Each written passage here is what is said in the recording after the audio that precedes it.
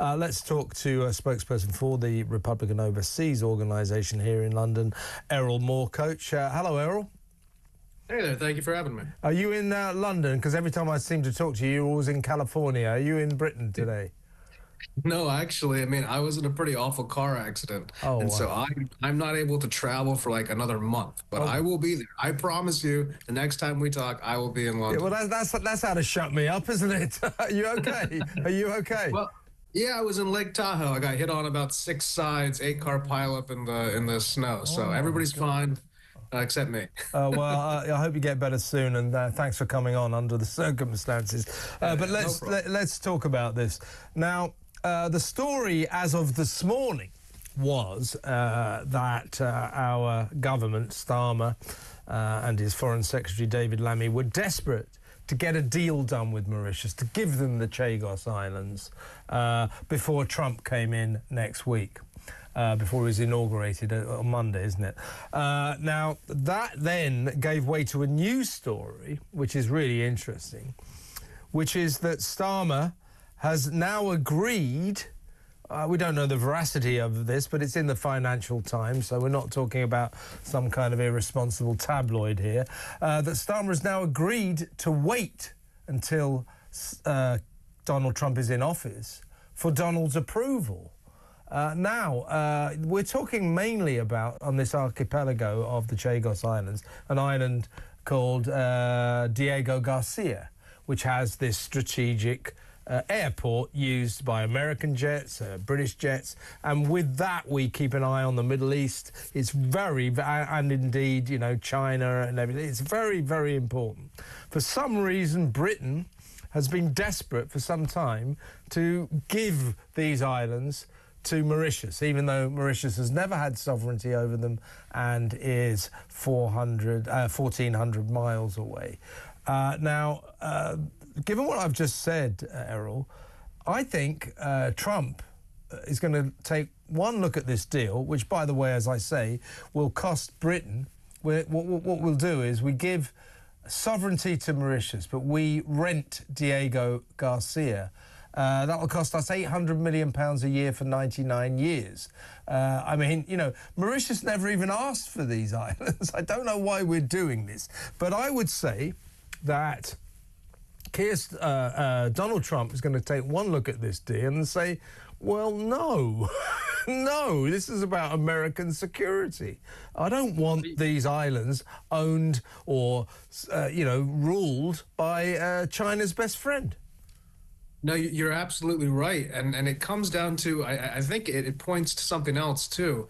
Joe Biden was very much behind this occurring as well. So if Donald Trump had not won this election, whatever powers that be that are compelling these people to do these deconstructive acts, it's not about like some sort of vestige of colonialism. It's the fact that if you give away the islands around the base, then you are going to be spied on, just like you see in Cuba, as we have Guantanamo Bay, but it's surrounded by Cuba. So the whole thing is surrounded by spies.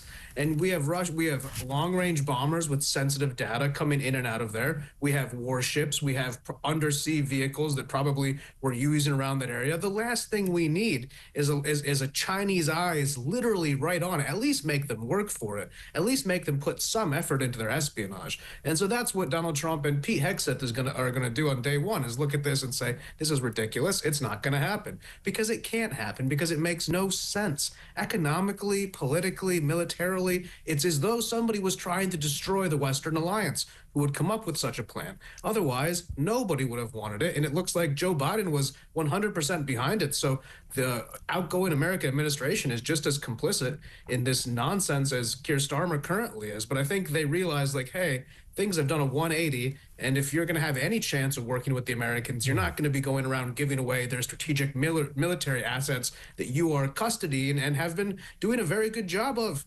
There's no reason. There's nobody asked for any of this, as you said. Well, so I think it's going to common sense will rule the day. Once again, thank God for Donald Trump, the Trump effect. Now, let's move on to events in the Middle East that have been raging for the last few hours. Now, Joe Biden, you know, who thinks his legacy is going to be the great man who brought peace to Gaza, It won't be, as I just said. His legacy will be falling off bicycles and not managing to get up aeroplane stairs. That will be his legacy.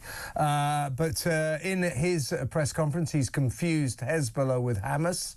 So he's got the wrong group of terrorists. Let's watch this because he gets quite touchy when it is suggested that the reason there's been a peace deal, or the beginnings of a peace deal, is because of Donald Trump. Watch this. The history books credit for this, Mr. President, you or Trump? Is that a joke? Oh, thank you. Thanks, sir. So he's not happy about that.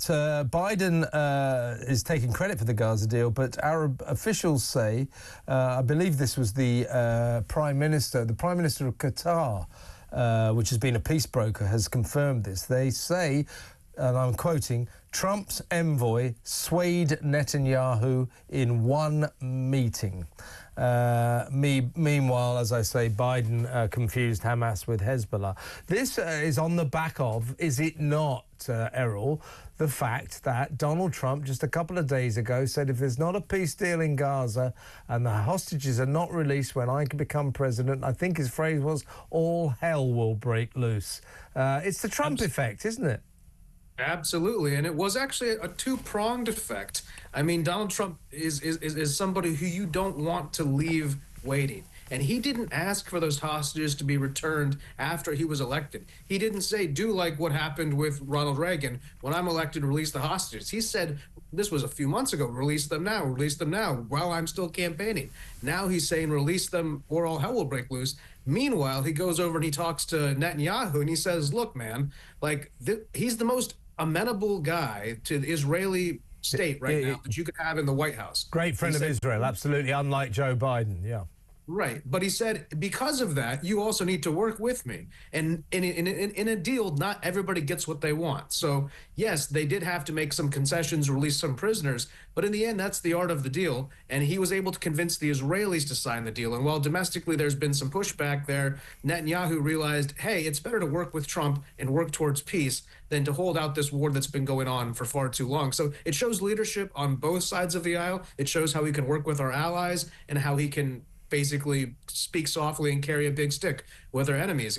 He's just a different iteration of Roosevelt, and it's going to be a very exciting period of time for American history. You said Art of the Deal there. That would be a good name for a book, wouldn't it? Maybe. Let's just quickly talk about the alleged special relationship between Britain and America. Now, what we here in the UK have got going for us is that Donald, despite everything, despite all the insults that have been levelled against him by our current government, most of the cabinet have called him terrible names. The Foreign Secretary called him a neo-Nazi. The new ambassador to Washington said he was a white supremacist, and so on and so forth. Despite all of that, what we've got going for us is Donald has a great affection for Britain. His mother was Scottish. He definitely likes this country. That said, Errol, I would say the special relationship is going to be difficult. Neither two-tier Keir nor his new Washington ambassador, Peter Mandelson, have been invited to Trump's inauguration on Monday. I think we can read something into that, although it's not automatic that British Prime Ministers are invited to presidential inaugurations. They have been on many occasions. So I think it's pointed that Keir's not going to be there. And I think it's very pointed that the new ambassador to Washington, Britain's new ambassador to Washington, the Prince of Darkness, Lord Peter Mandelson, also hasn't been invited. I think it's going to be difficult, the relationship between Donald Trump and our socialist government here. Absolutely. Outside of Five Eyes activities and highly sensitive military or espionage things, it's going to be fractured. I mean, Lord Mendelsohn, I mean, stateside, nobody knows who that is, but I mean, he has said some things that aren't very favorable. I don't think Donald Trump wants to work with this guy.